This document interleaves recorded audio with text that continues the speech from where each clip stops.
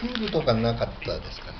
プールですか？はい。あります。競泳のプールが、はい。要するに今の山田電機がある方に、はい。カーリングって軽井沢結構ああ、でしょ。そうなんですか。プールがオリンピックとかは関係ない。オリンピックの時はね、はい。まだ長野県のやった時はね、はい。カーリングが種目になかったから、はい。あれでしたね。長野オリンピックって軽井沢何かありました？ありましたよ。ホッケーがあった。ああ、ホッケー。軽井沢はね、はい。この前のはい。オリンピックの時は馬術の競技場だった。ああ。だから2度もやってるんです。藤木さん、ホテル大きいし、駅に近いから、はい。サミットも結構できる場所だしね。ああ。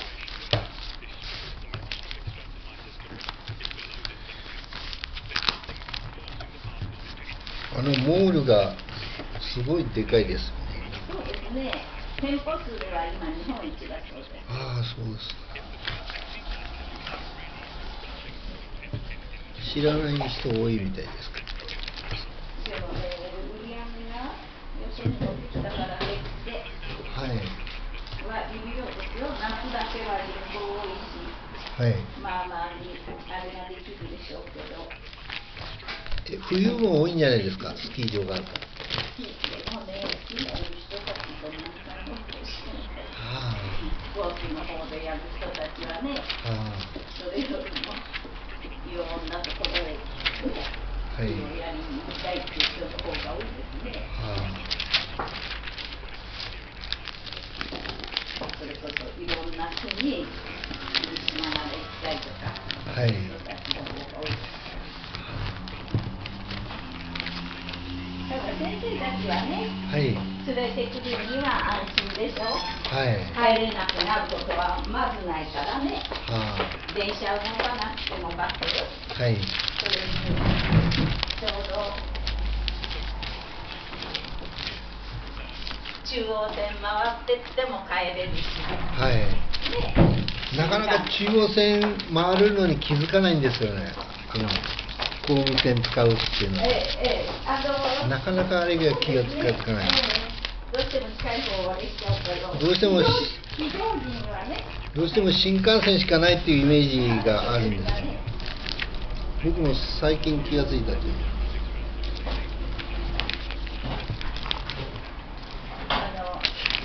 道もそうじゃないですか。通れなくなっても中央道入れていけばよし。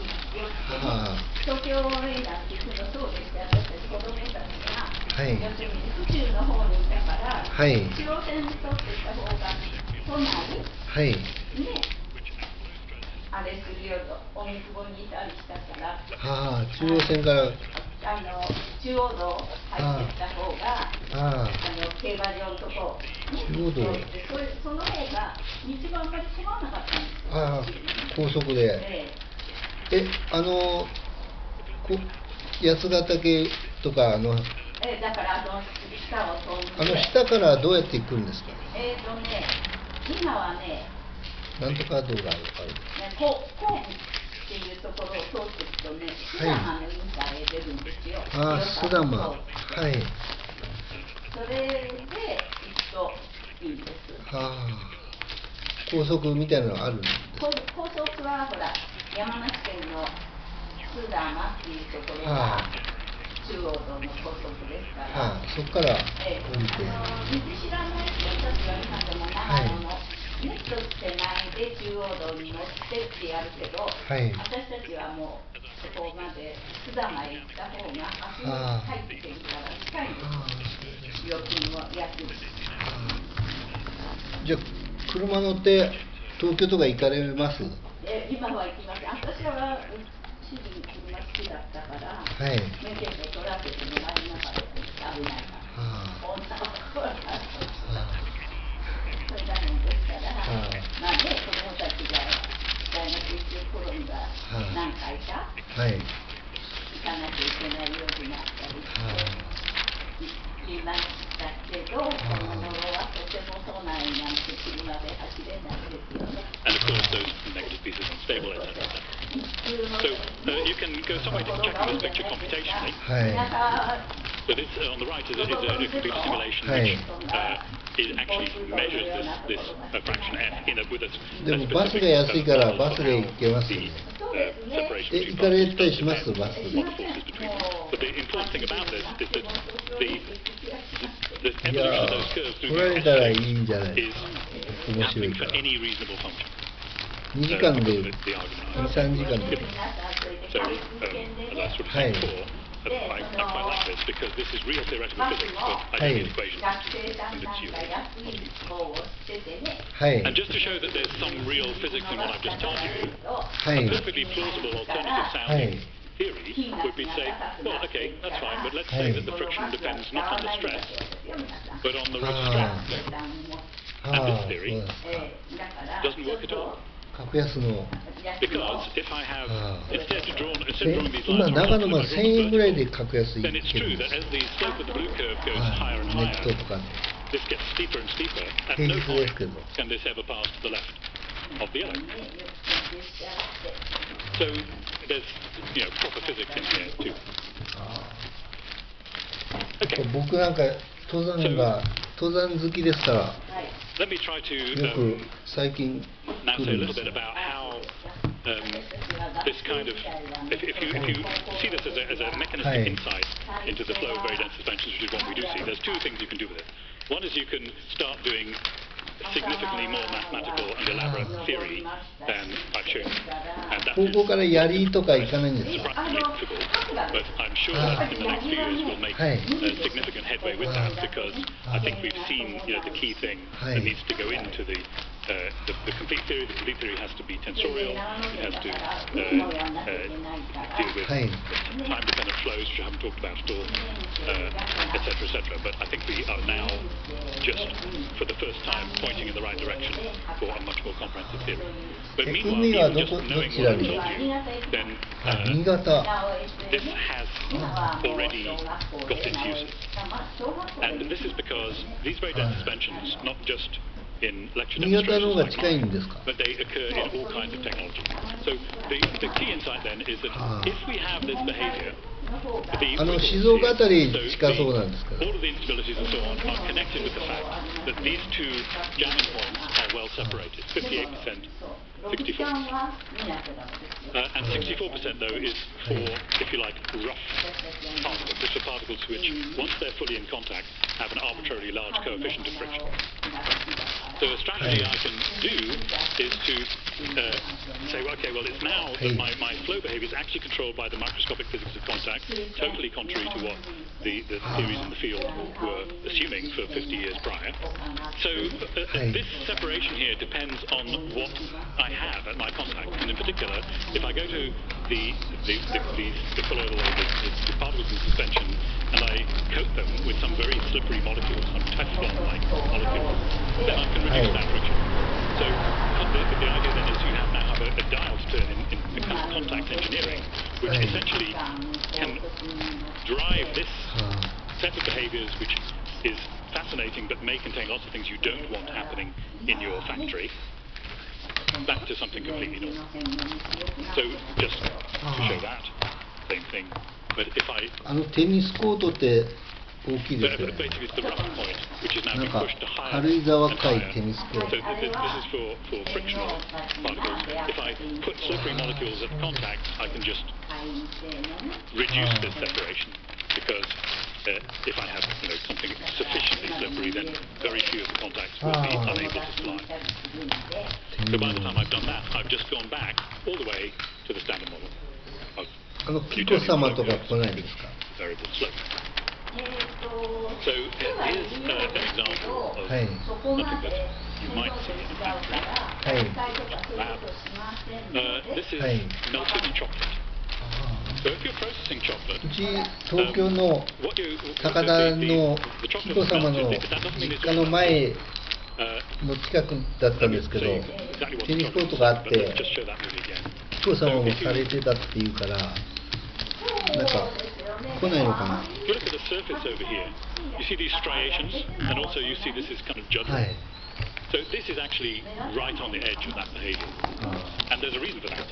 And that is because 軽井沢サロ when ン you って make chocolate どういうところなんですか。 is in chocolate is melted 軽井 stone. 沢サロ The ンっていう cocoa のは butter is in yellow there is melted, and that's the solvent. いやサロン And ってい everything う else is の solid. は So ど there's う sugar い grains う in there. This is done at about 40 degrees. It's like when you do it in a は bain い marie. あホテルですかこれ。 There's sugar grains, there's ホ cocoa テル solids, で there's すかね。 powder, there's milk. And for all kinds of reasons, the 神宮 solid 寺って fraction ご is as 存 high 知 as you can possibly make it. Partly because all of those Hi. things are less bad for you than the fat, そのそばにある but only slightly.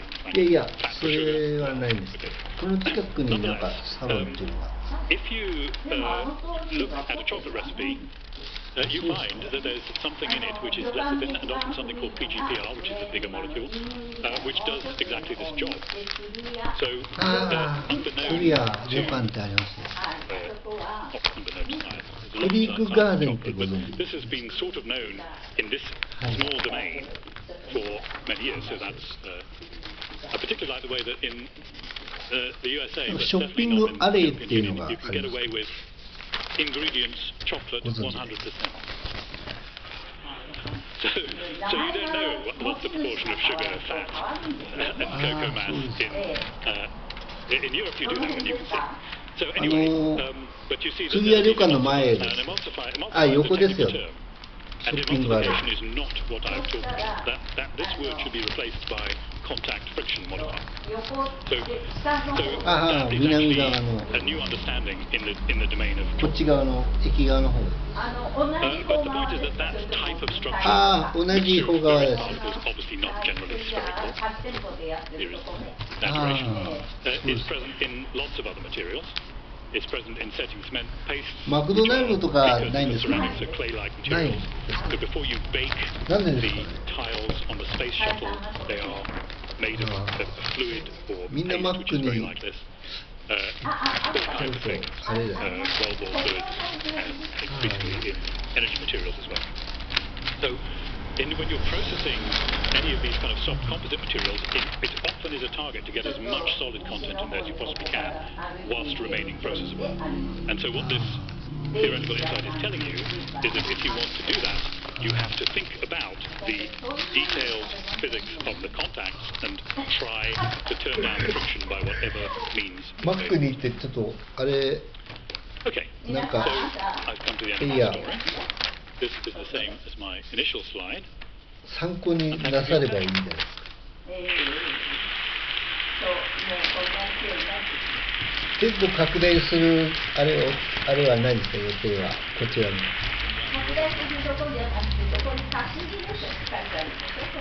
はい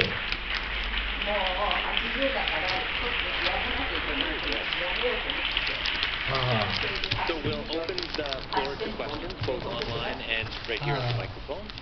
And Aiden, you're on.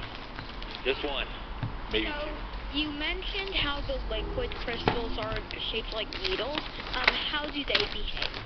Because the needle shape would would it cause more block-ups because they lock in, コーヒーがあれば would なん block か each other much こっち more はあれ often? ですか So that's a very good question.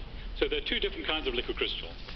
The ones that you have in your phone and laptop display, these are actually they're rod-like molecules, and because they're so small, actually there's basically no friction between those molecules. So the liquid crystals which are used in displays are they tend to make these swarms of aligned rod-like molecules, and then with an electric field, actually this is all on the blackboard behind me, with an electric field you can turn them one way or turn them the other way, and that's what happens in the liquid crystal display. But you can make and find in nature systems which are like this, where you have quite big particles which are rod-like. And then you can see the jamming effect at a much lower concentration. So it's like the log jam on the river that I showed you.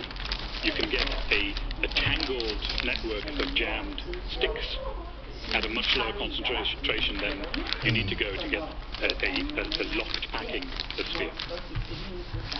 Thank you. Thank you. Very good. Thank you, Aiden.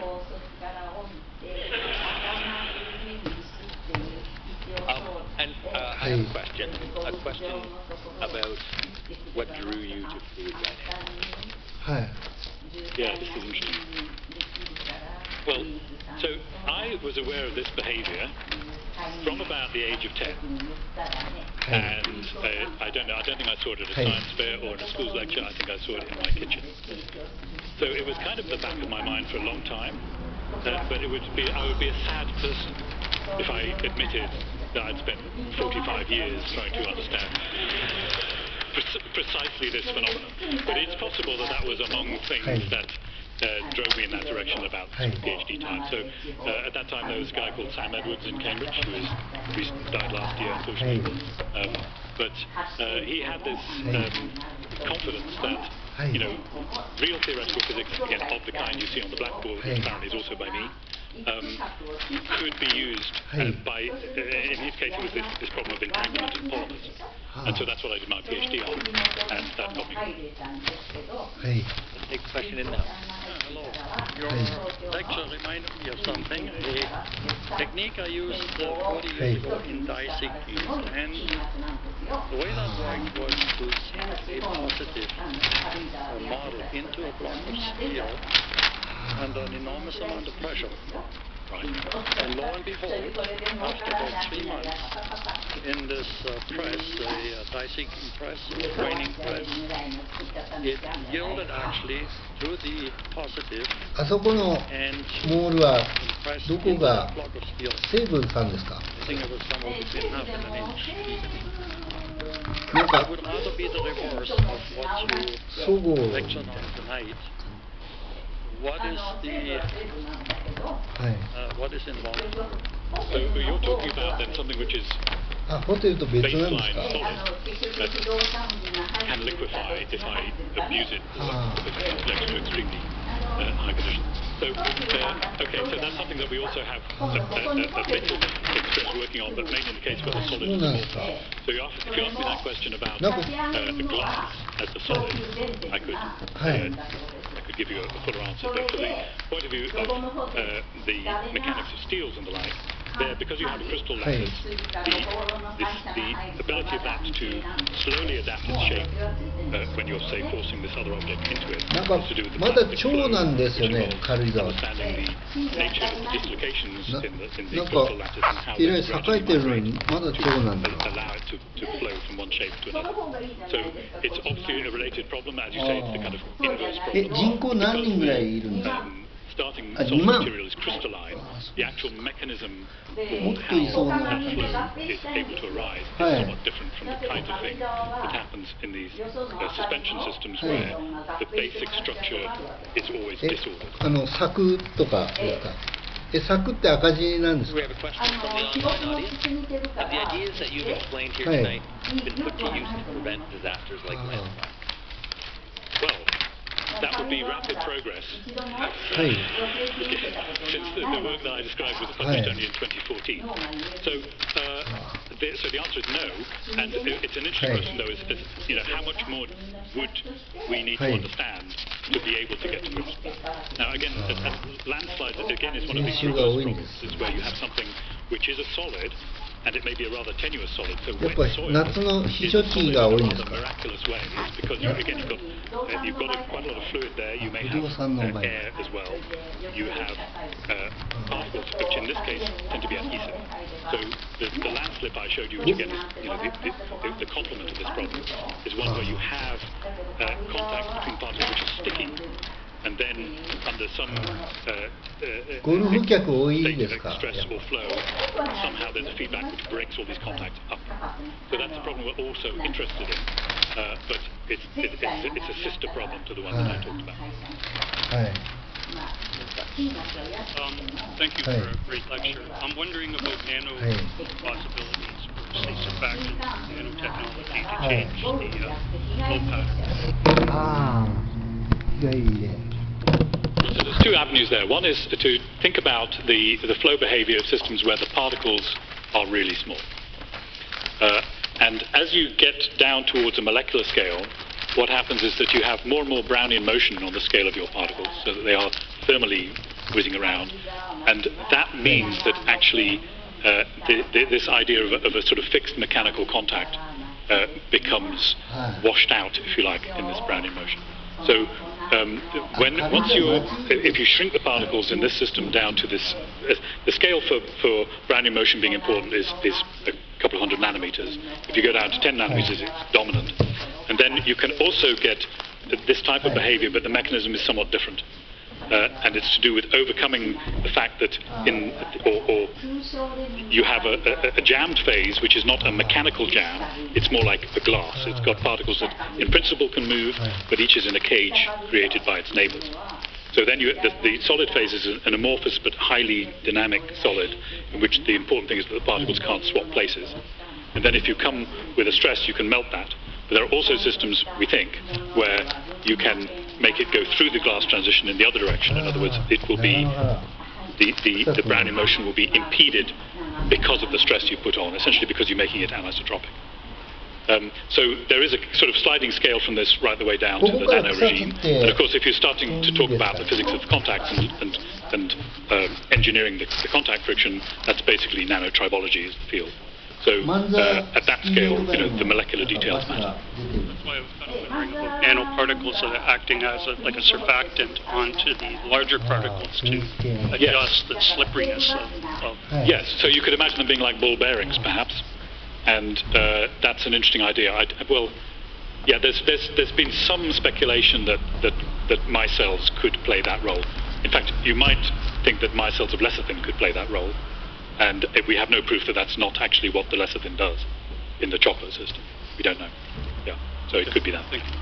Thank you. Let's take one more question from inside. I would like to ask probably the least technical question ever asked at a Perimeter Institute lecture.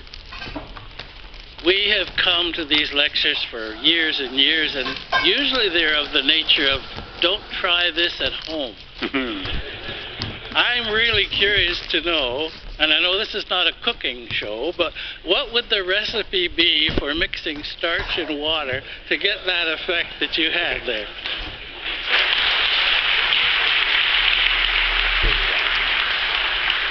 Well, that's a great question, and actually the answer is really easy. So what you do is you start with the starch. It's like the initial steps of making a white sauce. You start with the starch. You add water more or less drop by drop, just a little, and you get to this. And if you've added a little bit too much, you'll find that you can pour it a bit too easily, and it doesn't have quite such a nice. I'm going to just do this again. You see a little bit came to the top there. So if you see something which doesn't do that, then you've added a bit too much water. So put a bit more cornstarch in. And that's really all there is to it. And I was doing this before, obviously, preparing this, and it did, on this scale, like 3 liters, it did take me 45 minutes to get it right. But in your kitchen with a smaller amount, you can do it in 5 minutes. Thank you. Fantastic. Thank you.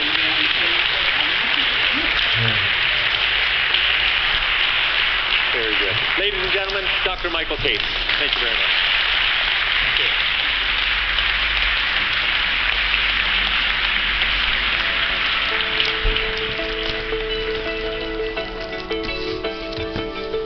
工場とかないんですか？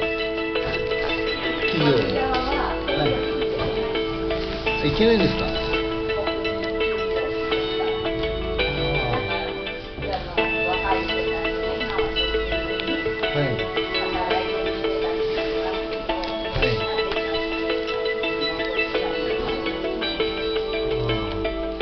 なんか条例かなんかであるんですか？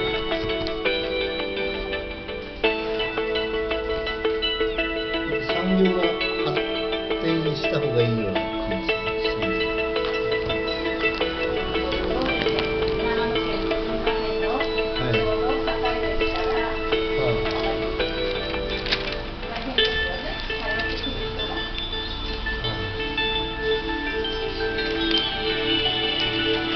それこそ NTT の工場とか精密機械で作ればいい。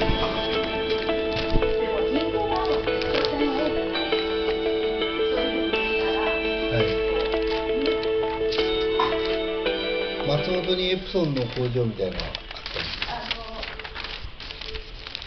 そういう結局は作っていけないところで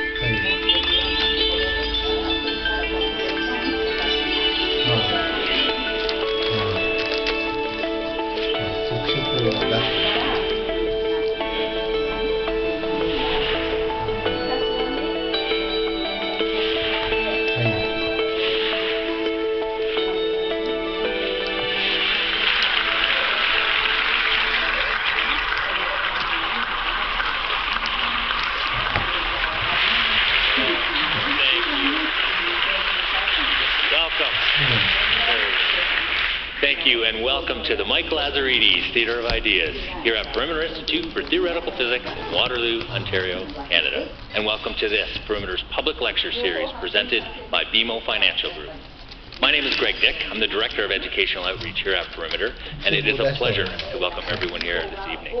Both those of you here in the live studio audience and those of you watching online, whether on Perimeter's website or on one of our many science communication colleagues' websites around the globe. The lecture itself will last approximately 1 hour, and there will be time for question and answer at the end. For those of you watching online, Dr. Damien Pope and a team of PI researchers are behind their keyboards. They're monitoring the Facebook and the Twitter feeds, and will answer questions and engage in discussion throughout the lecture and even a little bit after the lecture as well. So if you want to join that conversation, please use hashtag PILive. And now it is my pleasure to introduce tonight's very special guest speaker, Dr. Michele Mosca. Dr. Mosca obtained his doctorate in mathematics in 1999 from Oxford University on the topic of quantum computer algorithms. His research interests include quantum computation and cryptographic tools that will be safe against quantum technology. He is globally recognized for his drive to help academia, industry, and government prepare our cyber systems to be safe in an era of quantum computers. Tonight, Dr. Mosca will explore quantum technologies, both those that already exist and those that are yet, and how they will affect our lives. Ladies and gentlemen, please welcome Dr. Michele Mosca.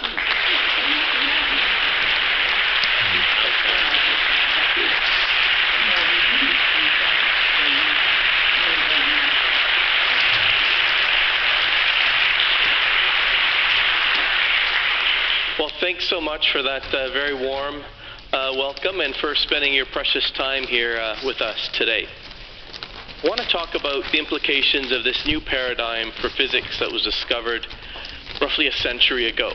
A new paradigm is slightly different from a new theory. A new paradigm is a mathematical framework in which to express theories, discover and articulate theories. It's like a new language.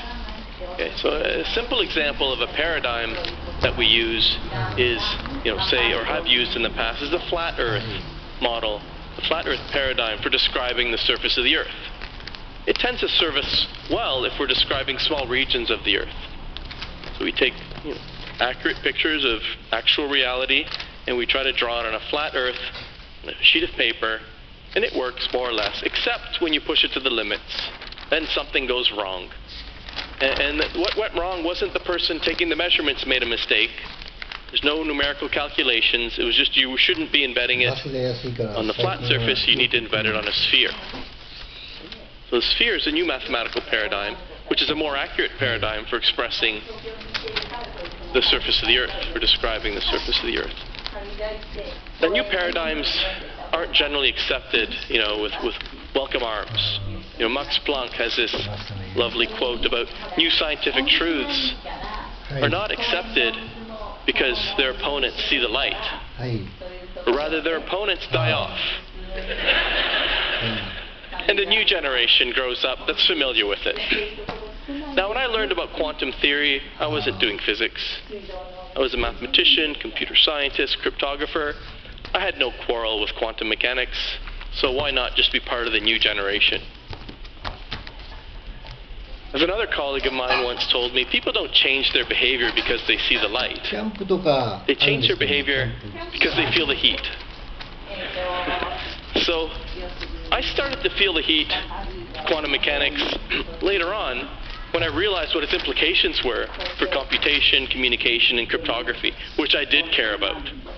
I'd invested 3-4 whole years of my life in this field. It seemed like a long time for me. So I said, well, there's got to be something wrong with this, right? So why does quantum theory affect computation? Well, computation is a physical thing. You store information in a physical medium. You manipulate it according to physical processes. You get some sort of answer, and so on. So you can't have a theory of computation and communication and information divorced from a practical theory of physics, a practical framework for physics. And when you look at the implications of quantum theory on computation, you actually get a fundamentally new mode of computation. There are serious implications, which I'm going to talk about today. I didn't like those implications because it changed what I was doing very fundamentally. But I did, after a few months of my supervisor insisting I read up on things before I dismissed them, I did eventually see the light, and I started working in quantum computing. This is, by the way, a photograph that my colleague Matteo Mariantoni and collaborators took of a 4-qubit superconducting computer chip. There's four little loops here. Those are quantum bits. The wiggly wires allow them to interact, and so on. You can do more quantum bit computations. So we've gone, as you can see here, 100 years ago we learned that there was a new game for physics. We learned the rules of the game, but it took over a century to start really playing the game and controlling things in a very quantum mechanical way. So we're entering what some people call the second quantum revolution, where we can actually store and manipulate things and have very complicated, sophisticated quantum effects that don't naturally occur in nature. And this new paradigm for computation, I initially did not like it, but I eventually realized it actually brings a wonderful host of new possibilities for science, technology, and humanity, which I'm going to talk about for the next little while. So what is it that's underlying quantum mechanics? Why did we need a new paradigm? What was wrong with the old language? It didn't allow us to express a very simple feature of physics, namely that a physical system that can exist in two or more distinguishable states can in a special way embody all of those distinguishable states at the same time. I'll try to give you a sense of what that means, but obviously it's not so simple, and of course we invented a new paradigm because we couldn't express it in terms of the old paradigm. So imagine a bit of information, a 0 or a 1. It's encoded in some physical medium. For example, an electron in the ground state, or in the excited state of an atom. It's a perfectly good bit, physical embodiment of a bit. Quantum theory says that such a system can actually be in a state like 0.7071 ground state minus 0.7071 excited state. Well, what does that mean, right? And why those weird numbers? Well, those are square root of a half, square root of 0.5. So we'll see in a minute why I picked those numbers that way. And what does minus mean? We know what probabilities are, but these aren't probabilities. These don't add up to 1, right? Add up to 0, actually. So what does that mean? Probabilities should add up to 1. You add up the probability of the Chicago Cubs winning the World Series and the probability of the Toronto Blue Jays and then the Texas Rangers. I hope their probability is 0, but it isn't. But it adds up to 1. If you look at Nate Silver's website, they all add up to 1. Probability should add up to 1. These are not probabilities. They're negative, which let's interpret. We have to see what that means, and they don't add up to 1. So when you look at such a system, which is in this unfamiliar linear combination or superposition of 0 and 1, what happens? This is what's going on under the hood. But if you observe it or measure it or interact with it to see, well, is it in the ground state or excited state? You do what you would normally do to tell if an electron's in the excited state or ground state. What happens is those amplitudes, those quantum probability amplitudes, so they're like probabilities, but they're a little more general. You square them. So these become 0.5, a half, or 50%.